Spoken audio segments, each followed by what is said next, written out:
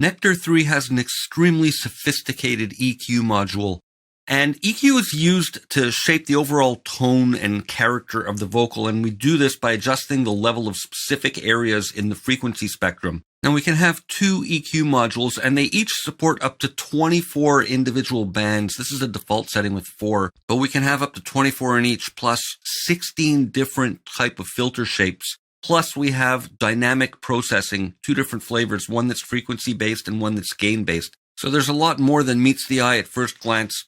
Now it's very intuitive to use. We can click on a band and move it around and adjust various parameters, but let's talk about adding bands. As we move along the line here, you can click this little plus button to add a band.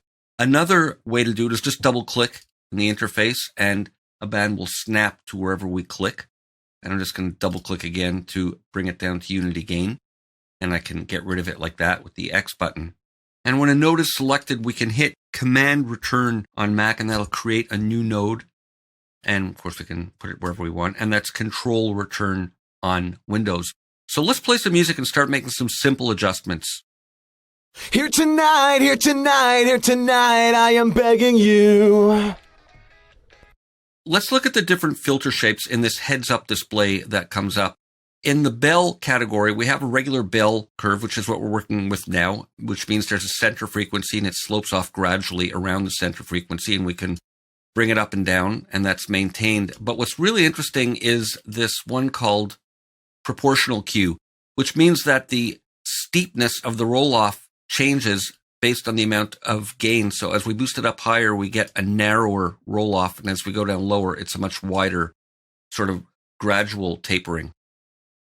Here tonight, here tonight, here tonight, I am begging you. And in the same bell category, we have band shelf, which gives a nice wide range that selects a lot of center frequency. Here tonight, here tonight, here tonight, I am begging you.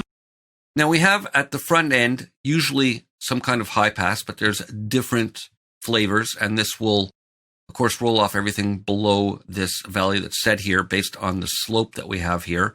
But we have in this high pass category this or a resonant type, which allows us to use the width control to give a boost or a bump right at the cutoff point. Now we adjust the width with these handles. We move them either out or in for a steeper resonant bump.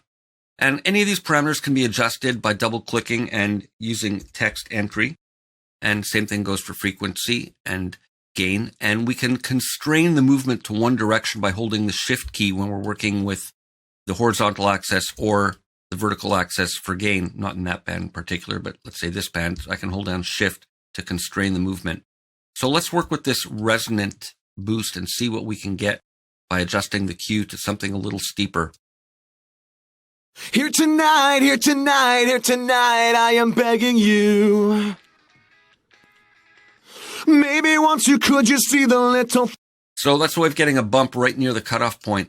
Now we have some different types here. We have a vintage bell. Let's go to one of these other bands here.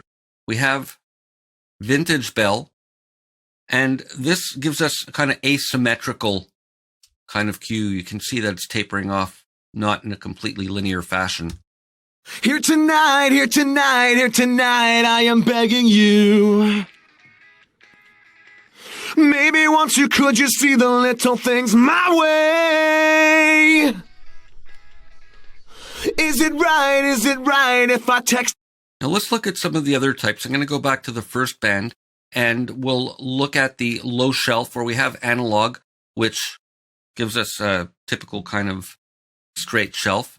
But we have different shapes. We can get a Baxendale one with a different type of curve.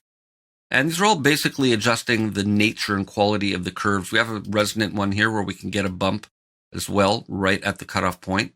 That works in an inverse response to how much it's cut off, different than the one we saw just a moment ago. And under low shelf, we also have vintage, which is interesting in that it emulates the Pultec style of dip and cut at the same time. So it gives a very complex kind of EQ bump there.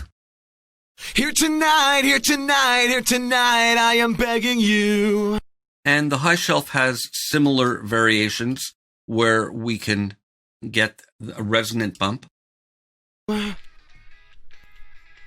Maybe once you could just see the little things my way. And as well, high pass has resonant too.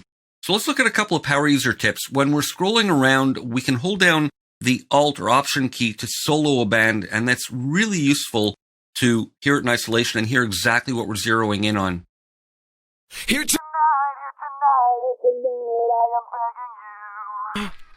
So I might zero in on that frequency and decide I want to pull it down, and then I can hold Shift to constrain it, and then of course use Q to adjust the width of it. Now, not only can we adjust the frequency by moving this left and right or entering text there, we can also use the arrow keys. The left and right arrow keys will move it, and the up and down arrow keys will move the gain. And to adjust the Q, again, we can not only type in there and move these handles, but we can use Alt or Option and Shift with the left-right arrows, and that adjusts the Q from the keyboard. Things get even more flexible and nuanced when we open this triangle and get to the dynamic EQ section, and we'll continue with that in the next video.